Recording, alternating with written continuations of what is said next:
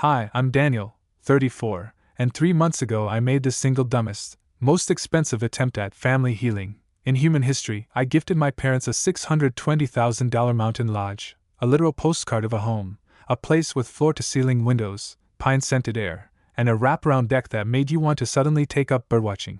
Why? Because I'm an optimist with terrible instincts and a lifelong habit of hoping my parents might one day act like normal human beings instead of chaos gremlins in church clothes. The lodge was meant to be a reset, a gift, a peace offering, a soft, emotional reboot after years of passive-aggressive comments, Christmases that felt like hostage negotiations, and the constant reminder that my younger sister, Bree, was the golden one. While I was, well, decorative, and for a few days it actually worked. My parents acted touched. They FaceTimed me every morning to show me the sunrise. My dad cried, actual tears, the first night he sat by the stone fireplace. My mom kept saying things like, "Maybe now we can make up for lost time." Which should have been my first warning. No one in my family says anything sincere unless it's followed by something catastrophic. Then they invited us to visit. My wife, Lila, begged me to stay in the city and let them enjoy their honeymoon phase. But like a hopeful idiot, I insisted it would be different this time, that this lodge, my financial Hail Mary, would finally smooth things out. We drove up Friday afternoon. Snow was falling, the cabin lights were glowing, and for one shining second, I thought, this is it, the moment everything changes. Then I walked inside, and found my mother sitting at the dining table with a man I recognized instantly.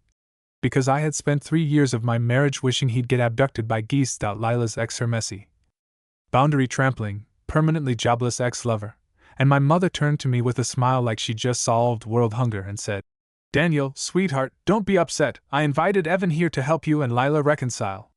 I hadn't realized we needed reconciling. Lila hadn't realized we needed reconciling. But apparently my mother had decided our marriage was broken, and that the man who once sent my wife a shirtless "thinking of you" photo on our wedding night was the appropriate tool to fix it. I stood there, stunned, coat still halfway off, while Evan leaned back in his chair, lifted his beer, and said, "Hey buddy, no hard feelings, right?" Everything in me said I should turn around, get back in the car, drive straight into a lake, and start a new life underwater as a trout. But no, because this was only the beginning, and I had no idea just how far my mother was about to go, or what she truly wanted. I wish I could tell you I handled the situation with dignity, that I calmly asked my mother why she'd invited my wife's ex-lover, the same man who used to send her accidental, late-night voice memos of him playing guitar shirtless, to my parents' mountain lodge. But no. I just stood there, coat half on, mouth open like a houseplant, while my mother beamed like a lunatic who just solved marriage with Pinterest-level creativity. Lila froze beside me, completely still, the kind of stillness you only see in people trying to process something so insane their brain temporarily disconnects to prevent combustion. My mother clapped her hands. Sit, sit, sit. Dinner is ready. We've been waiting for you." As in, her, my dad, and Lila's ex, sitting there like some deranged therapy group where the theme was emotional warfare with side dishes.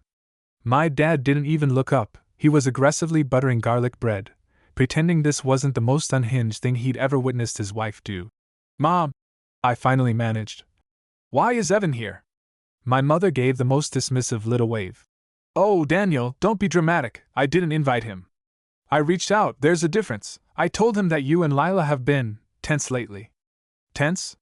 I blinked. "We're fine." "Of course you think that," she said with a pitying smile. "Men never know when their marriage is slipping away, but Lila confided in me." That sentence hung in the air like a live grenade. Lila turned slowly, very slowly, toward my mother. "I never said our marriage was slipping," she said carefully. "I said we were stressed at work."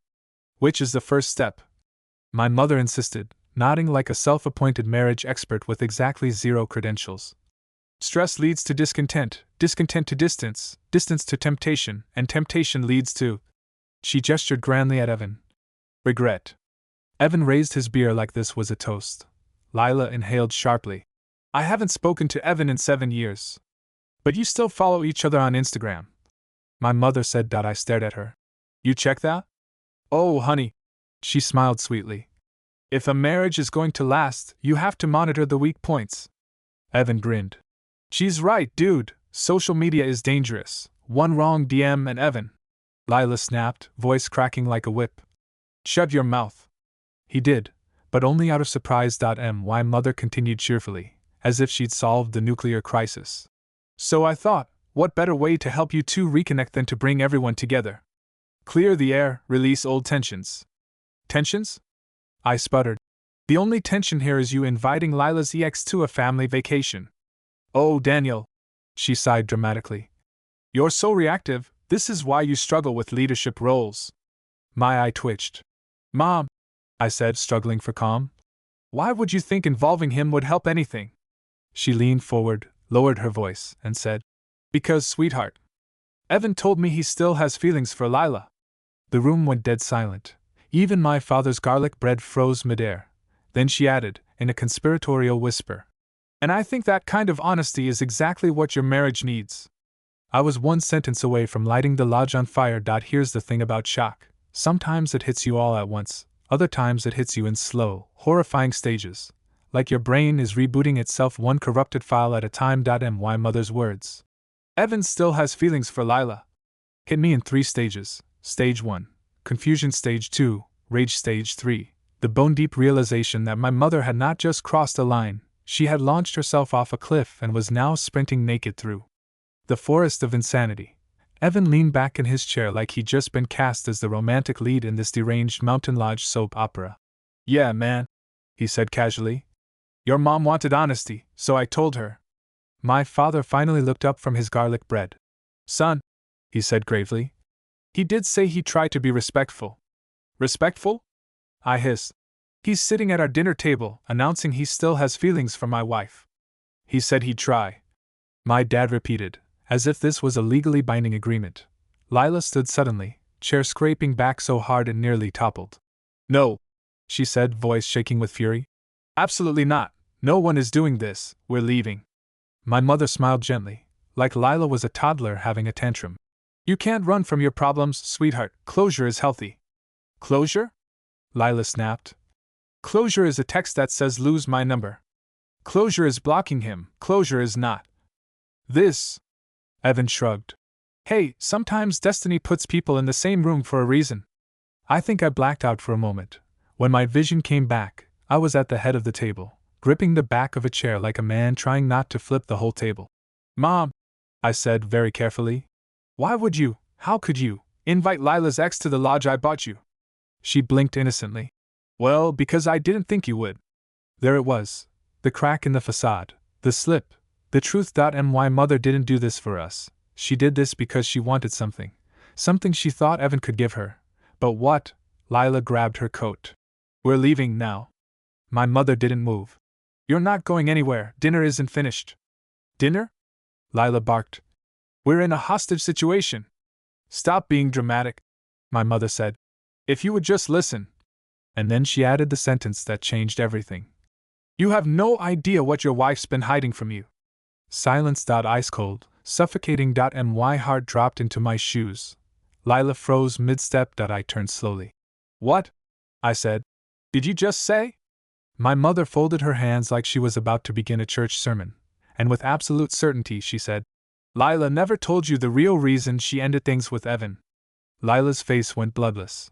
Evan smirked, and I knew this was the moment everything would blow wide open. If you've ever watched a deer on the highway right before impact. That was Lila in that moment, frozen, wide-eyed, every muscle locked as my mother prepared to detonate whatever fantasy narrative she'd cooked up in her brain. Mom, I warned. Don't. She ignored me. Of course she ignored me. She leaned forward, elbows on the table, voice softening into that condescending, syrupy tone she uses when she thinks she's delivering divine wisdom. Danielle, sweetheart, you deserve to know the truth. Evan smirked like he'd been waiting for this scene his entire life. Lila looked like she was about to pass out. My father took a huge bite of garlic bread, because emotional disaster is his favorite dinner entertainment. What truth? I said tightly. My mother clasped her hands. The truth about why Lila really left Evan. She left me because I cheated. Evan said, shrugging. Multiple times. I thought we all knew that. No, my mother said, waving that away like infidelity was an inconvenient allergy. That's just what she told people. Lila's jaw dropped. What, are you insane? My mother raised her voice over her. You left him because you were pregnant. Silence. Complete, breathtaking, nuclear silence. I felt the floor drop. My lungs disappear. Lila stared at my mother like she just shape-shifted into a wild animal. I was what? My mother nodded with conviction. Oh, please, you can stop pretending. Evan told me everything. Evan's head whipped toward her. I told you what? My mother looked annoyed he wasn't following the script. You said she left because she panicked about the pregnancy, that she wasn't ready for a baby with you. Evan blinked. Lady, I said she panicked because she found out I was living a double life with a woman named Amber who thought I was an EMT. My mother processed this, paused, tilted her head, then said, Oh, well, I interpreted it differently. Lila made a sound I can only describe as a strangled gasp. Jesus Christ, she whispered. You made up a pregnancy? My mother lifted her chin. It made more sense than the official story. The official story is true, Lila shouted. He cheated on me with 6 women. Evan offered helpfully. 6 women! Lila finished. My father finally spoke. 6? That's ambitious. I snapped. Mom, what the hell is wrong with you? She stood up, offended. I was trying to help you. If she left him because she was pregnant, maybe there were unresolved feelings. And if there were unresolved feelings, then maybe you two should confront them. So you invented a baby? I shouted. It was a reasonable assumption. She insisted. No, it wasn't. Lila threw her arms up. That's not even in the same galaxy as reasonable. But my mother wasn't done. In fact, this was her warm-up. Daniel, she said firmly, eyes drilling into me. This marriage of yours is fragile. I can feel it, and Evan being here proves it. I blinked. How? My mother raised a finger dramatically. Because when a relationship is strong, an ex showing up means nothing, but when it's weak. She glanced pointedly at Lila. Old sparks reignite. Evan wiggled his eyebrows like an idiot. Lila grabbed the nearest object, a throw pillow, and chucked it at his face. Nothing is reigniting, she yelled. I am happily married. My mother scoffed. Oh please, I saw the way you looked at him when you walked in. How I looked at him? Lila sputtered. I looked at him like I was deciding whether to commit murder. That's passion, my mother said confidently. I twitched. Lila turned to me, shaking with anger. We're leaving now, before I throw someone into the snow. But just as we headed for the door, my mother said the one sentence that stopped us cold. If you walk out that door, Daniel, you'll regret it, because then you won't hear the real reason I invited Evan. I turned slowly. The room froze again. What real reason? I asked. My mother smiled, sweet, triumphant, awful, and said, To save your marriage. To save your marriage. Those 4 words dropped into the room like she'd lobbed a grenade between us. Lila stopped mid-step. I stopped breathing. Even Evan paused mid-smirk, which is impressive because that man's resting face is 80% smirk, 20% delusion. I turned slowly toward my mother. Explain, I said. She clasped her hands like she was about to unveil a surprise gospel choir. Well, sweetheart, marriages don't just fall apart because of problems. They fall apart because people stop being honest, they stop communicating, they hide things. She glanced dramatically at Lila again. I stepped forward. What exactly do you think she's hiding? My mother didn't answer me. She turned to Lila. Lila, tell him. Lila blinked. Tell him what, Carol? That you invited my cheating ex to a mountain lodge because you hallucinated a baby that never existed? My mother gave a pitying sigh. You don't have to be defensive. Daniel deserves the truth. There is no truth. Lila shouted. Evan raised a hand like we were in a classroom. Maybe it would help if you clarified what truth she's talking about. Evan. I snapped. Shut up. He nodded politely. Fair enough. My mother inhaled deeply, as if preparing to deliver a Shakespearean monologue. Daniel, your wife and I had a very emotional conversation last month, one where she admitted she's been worried about your commitment. My what? I said. Lila's head whipped around. I have never, ever, said anything like that. My mother ignored her again. She said, and I quote, that she feels like you have one foot out the door. What door? I asked. My mother shrugged theatrically. Marriage, life, who knows? I stared at Lila, confused. Did you say that? No. Lila screamed. I said we were both stressed from work, and I said we need a vacation. That's it. That is the entire conversation. My mother nodded sagely. And from that, I could tell the marriage was faltering. Lila threw both hands in the air. You interpreted we need a vacation as our marriage is failing? My mother raised a single finger. Intuition. My father chimed in. She's very intuitive. She thought the dog had leukemia last year. I said. My mom snapped her fingers. And he turned out to have allergies, very similar symptoms. No, they're not. She pressed on. Daniel, marriages need intervention before they collapse. I was trying to prevent yours from ending the way. She stopped. Her jaw tightened. I frowned. The way what? She looked down at her hands. Lila whispered. Carol? My mother swallowed hard, lifted her chin, and said, the way your father and I are ending. My dad's garlic bread slid off his plate. What? I said. My mother exhaled shakily. I didn't want to tell you like this. I wanted it to be calm, but the truth is, your father and I are separating. The room went dead silent. Even Lila froze. Dad opened his mouth, closed it, opened it again. Carol, he said quietly, we are not. My mother steamrolled right over him. And I didn't want Daniel to make the same mistakes we did, to settle, to drift, to wake up one day realizing he chose wrong. My stomach flipped. Excuse me? I said. She turned to Evan. So when Evan reached out, I did what? Evan said. And told me he still cared for Lila. I said, what? Evan repeated. I realized it was a sign. I blinked. A sign of what? My mother's voice softened into something almost mournful. That maybe, just maybe. Daniel, you deserve to see all your options. I stared at her, horrified. My options? My options? Mom, I'm married. She nodded with exaggerated understanding. Yes, sweetheart, but you married quickly. You didn't explore other possibilities. You were so desperate to escape the wrong kind of woman. She glanced at Lila. That you didn't stop to consider whether she was the right kind. Lila's face hardened. Oh, she whispered. This wasn't about marriage counseling. No, I said quietly, realization dawning like a nightmare sunrise. This wasn't about us at all. Lila nodded. This was about control. My mother stiffened. I was trying to guide you. Lila stepped closer, eyes blazing. You weren't guiding him, you were trying to replace me. My mother's nostrils flared.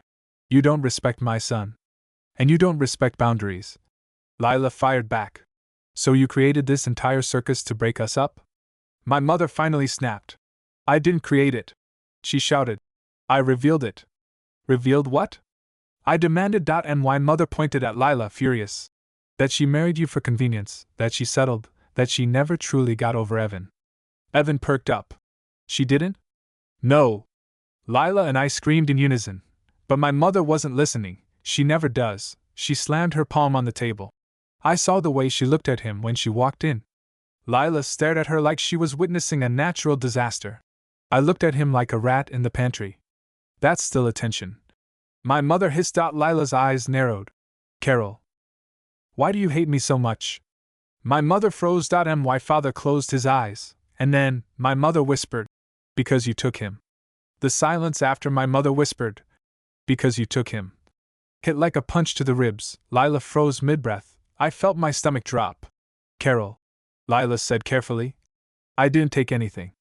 My mother shook her head, eyes glassy. You did. You took Daniel from me the moment you married him. You changed everything. He stopped visiting, stopped calling, stopped needing me. I exhaled sharply. Mom, that's not being taken. That's growing up. She looked wounded.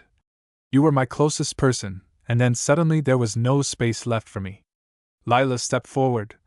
Then why didn't you talk to us? Instead you brought my ex here like some twisted intervention. My mother's jaw tightened. I was trying to fix things before they fell apart. Dad finally spoke, voice low. Carol, nothing was falling apart except what you were breaking. Her head whipped toward him. You think I'm the problem? He didn't hesitate. Yes, and I've been too scared to say it for years. Her face crumpled for the first time that night. So you're siding with them? I'm siding with sanity, he said. She stood abruptly, unsteady, and before anyone could catch her, she slumped back down on the couch, not fainting, just folding in on herself, and when she spoke again, her voice was barely there. I just didn't want to be alone. For the first time all night, my mother didn't look furious, she looked lost. The woman who always bulldozed everyone into submission suddenly had no ground beneath her feet. Dad sat beside her. Carol, no one wants to abandon you, but what you did tonight wasn't love, it was fear. She rubbed her temples. I thought if I held on tightly enough, I could keep everyone close. I crouched beside her. Mom, you didn't hold on, you grabbed, you yanked, you suffocated. Lila added gently. And every time someone tried to set a boundary, you took it as a threat. My mother swallowed hard. I didn't know how else to keep my family together. Dad sighed. That's the problem, you don't know another way. For a moment she stared at her hands like they were foreign, then, quietly. What am I supposed to do now? Learn, Lila said. Let go where you need to, let people breathe. Mom looked away, ashamed. I never wanted to lose any of you. You didn't lose us, I said, but you came close. Dad stood. I'm staying here at the lodge for a while, I need space, and you need time to work on yourself. Shock flickered across her face, but for once she didn't argue, she just nodded faintly. A woman realizing the consequences she thought she controlled had finally caught her. As we stepped outside onto the deck, the cold night air felt cleaner than any moment inside that lodge. Behind us, the house stayed quiet, too quiet for my mother's usual firestorm. She wasn't yelling, she wasn't blaming, she was finally listening. The snow had settled softly over the mountain by the time Lila and I loaded our bags into the car. The silence between us wasn't tense, just exhausted, like two people who had survived an avalanche they didn't see coming. You okay? Lila asked, touching my arm. For the first time in a long time. I said. I finally said what needed to be said. She gave a small smile. Then let's keep doing that, with each other, with everyone. We drove down the mountain, leaving the glowing lodge behind like a scene from a life we were done living. Neither of us looked back. A few days later, Dad called. He didn't talk about the fight or the meltdown, just said he was taking long walks, sleeping better, thinking clearly for the first time in years. He sounded lighter than I'd ever heard him. A week after that, my mother sent a long email. No excuses, no theatrics. Just a shaky admission that she'd let her fear turn into control, and the most shocking line of all, I've started therapy. Real therapy, on her own. I didn't respond right away. Healing needed patience, and boundaries needed time, but something in her message felt honest for once. Not manipulative, not performative, just human. As for me and Lila, we got stronger, not because of the chaos, but despite it. We learned where the lines needed to be drawn, and how to keep them there, even with family, especially with family. And the lodge, it never became the symbol of reconciliation I hoped for, but it did become the place where everything finally cracked open enough for the truth to get in.